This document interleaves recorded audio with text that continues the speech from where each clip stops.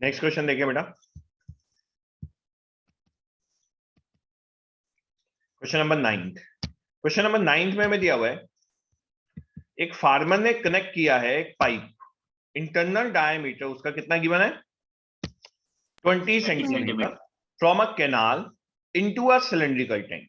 अब जो पाइप की जो शेप होती है वो तो सिलेंड्रिकल होती है, तो उसने एक पाइप कनेक्ट किया है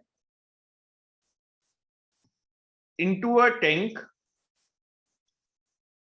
इन her field which is 10 metre in diameter. तो पाइप से पानी जो गिरा वो आके टैंक में गिरा।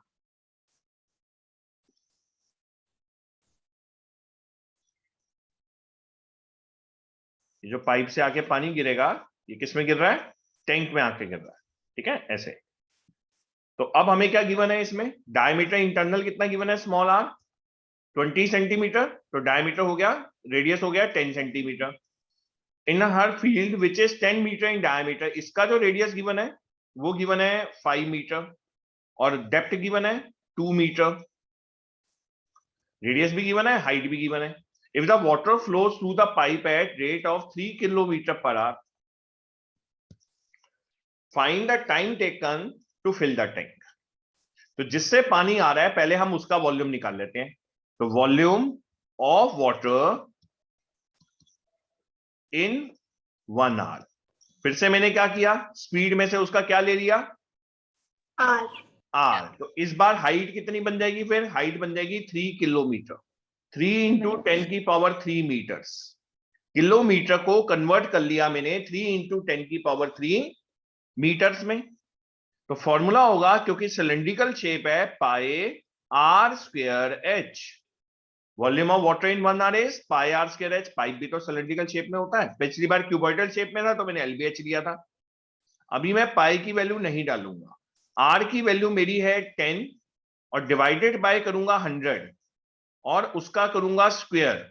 मैंने 10 को डिवाइड बाय 100 इसलिए किया स्टूडेंट्स क्योंकि क्या था, ये सेंटीमीटर में था, तो 10 डिवाइडेड बाय 100 कर दूंगा तो ये बन जाएगा 1/10 मीटर्स। मैं चाहूं तो यहाँ पे भी इसको करके सीधी वैल्यू डाल सकता हूं, 1/10 मीटर्स। और इंटू एच, एच कितना है 3 इंटू 10 की पावर 3। ये बन गया बेटा पाई, ये बन गया 1/100 और ये बन गया 3 इंटू 10 की पावर 3।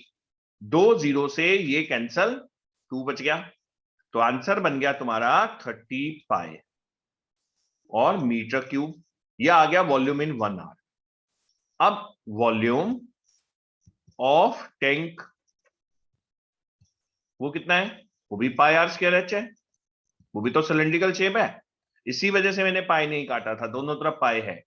तो आर कितना है इसका 5, 5 का स्क्वायर, हाइट कितनी है 2, तो ये बन जाएगा 5 5 दा 25, 25 टू दा 50 पाई मीटर क्यूब। दोनों का ऐसा यूनिट तो सेम है। अब 1 घंटे में पानी इतना आता है, वॉल्यूम ऑफ द टैंक कितना है, ये टैंक कितनी देर में फिल होगा। तो टाइम का फॉर्मूला हो गया total volume, volume of tank water in 1 hour divided by volume in 1 hour. Volume of tank है बेटा 50 पाई और volume of tank in 1 hour है 30 पाई। पाई से पाई कट गया, जीरो से जीरो कट गया, मीटर में है तो आंसर आपका किस में आएगा, ये मीटर के साथ आंसर किस में आता है 5/3 आर्स में है ना ये देखो, नहीं यहाँ पे आंसर आर्स में है, 1 आवर का आंसर दिया हुआ था, मिनट का नहीं दिया था मैंने, आर का दिया हुआ था। वॉल्यूम इन 1 आर है ये, तो आंसर भी तो आर्स में आएगा। वैसे तो आप मीटर के साथ सेकंड लगाते हो, लेकिन यहाँ पे क्या है आर्स दिया हुआ था, तो 5/3 आर्स। अब इसको मिनट में कन्वर्ट करना हो तो 5/3 मल्टीप्लाई बाय 60, 3 1 दा 3, 3 2 दा 20, 100 मिनट्स। तो ये 2 क्वेश्चन मैंने इसलिए करवा दिए ताकि रिकॉर्डिंग में रहे आपके पास, और कभी भी डाउट आए तो ये मेरे मेथड से करना, बहुत इजी मेथड है ये। इसमें आपको सिंपल आर्स को छीन लेना है और उसको डिस्टेंस में कन्वर्ट कर देना है, और उसके बाद वॉल्यूम ऑफ जो भी कंटेनर है जहां से पानी आ रहा है उसको कंपेयर करना है जिसके अंदर पानी जा रहा है। पिछली बार वो रेक्टेंगुलर चीज थी, क्यूबॉइडल शेप की थी, इस बार वो सिलेंड्रिकल शेप की है।